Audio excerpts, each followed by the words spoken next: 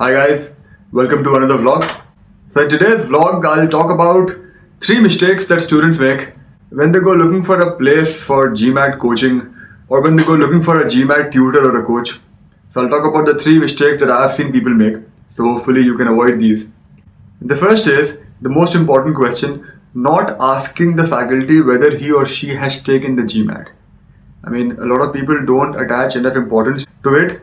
A lot of people feel embarrassed in asking it, but ideally the person should volunteer the information or the company that the person works for should volunteer the information because there's nothing to hide. But it's very, very important that the person who's teaching you has taken the GMAT, because otherwise what happened there, and I've seen this a lot, the teacher will end up teaching you in a very academic manner, particularly if you are from a country such as India, where most teachers are used to teaching for Indian entrance tests, which are very different from the GMAT. So you see, if you look at the tests such as the CAT in India, it's a very academic test. So if somebody has to teach you, say, quant for CAT, it will have to be much more school-like than the quant on the GMAT, which is much more practical. But there's a big difference in, the kind of questions you get. Similarly on English, if a teacher has not taken the GMAT, he or she will end up teaching you a lot of grammar, let's say in sentence correction. Or in critical reasoning, the person may go into inductive logic and deductive logic and all of that, which will be mostly a waste of time. It will just complicate things for you, it will just confuse you. More importantly, if the person hasn't taken the GMAT, he or she will not be able to give you any inputs on test taking strategy, because the person wouldn't know himself or herself how the test flows, how the time management should work in the test, even in terms of preparation time, how much time should be spent on each topic or each question type.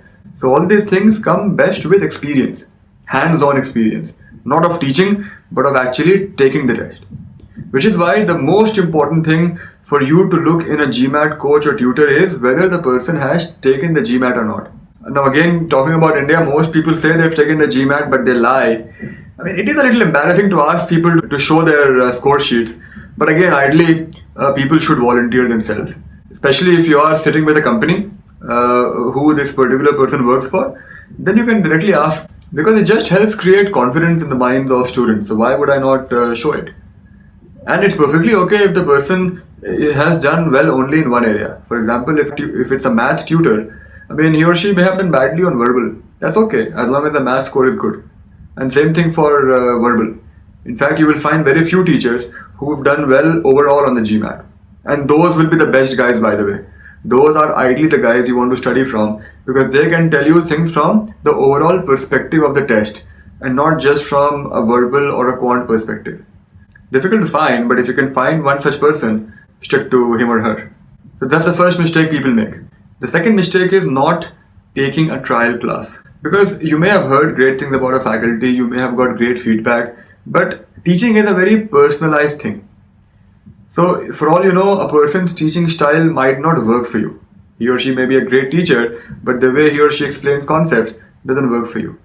Maybe the person is too fast, too slow, too weird, whatever it is. The best way to find out is to, actually sit in a trial class. It's like buying a car. I mean, you need a test drive, right? So again, if you're approaching a coaching company, online, offline, whatever, they'll be happy to offer you a trial class. In case you're working with a private tutor, I mean, a trial class would be again too much to ask for, but then you should at least have a half an hour interactive session with the person before you enroll. Because in that session, you can understand, this person's teaching methodology. He or she can explain to you how your entire course will be structured, the pace at which the classes will move, the different stages in your prep. So, from this brief interaction, you will get a good idea of whether you vibe well with the teacher or not.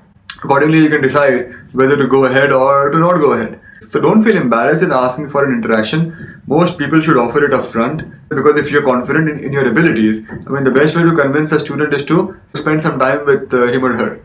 So most teachers should be okay with it. The ones who are not, you don't want to go to them in any case. Now the third and the final thing, also the most important, because I've seen most students being guilty of this, is not taking the help of your teacher in creating your test taking strategy. Now I've seen a lot of students, when they enroll for, let's say, a coaching program, they will attend all the teaching sessions. After that, they disappear. With a private tutor, even more, because to a private tutor you have to pay on an hourly basis. So all the more reason not to continue after your initial teaching is done.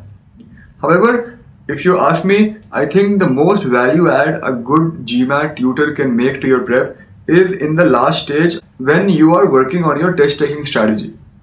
Because at that point, my experience can really help you inculcate habits or avoid habits which may be affecting your score. When you sit and analyze a test with a teacher, he or she will be able to tell you things you may not have noticed. And that's thanks to experience. It does count for something. So, it can be so many things.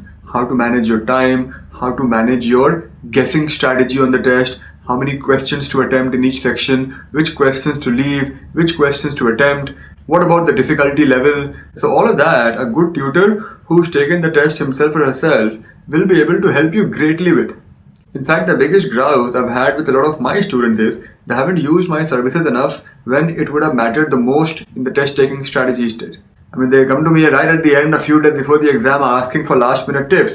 But by then it's too late for anything to happen. And believe it when I say this, strategy will be the most important part of your test. I mean, I'm sounding like a consultant with all this strategy being thrown in. But trust me, the GMAT is a game of strategy. It is not so much about knowledge or academics, maybe 50% of it. But the other half is just test taking strategy, how to maximize or optimize your performance on test day. And that is something a good teacher can help you greatly with. So please make use of your teacher in the last stage of your preparation, which is your test taking strategy stage. So these were 3 mistakes that students make when they go hunting for a classroom coaching environment or for a private tutor for the GMAT.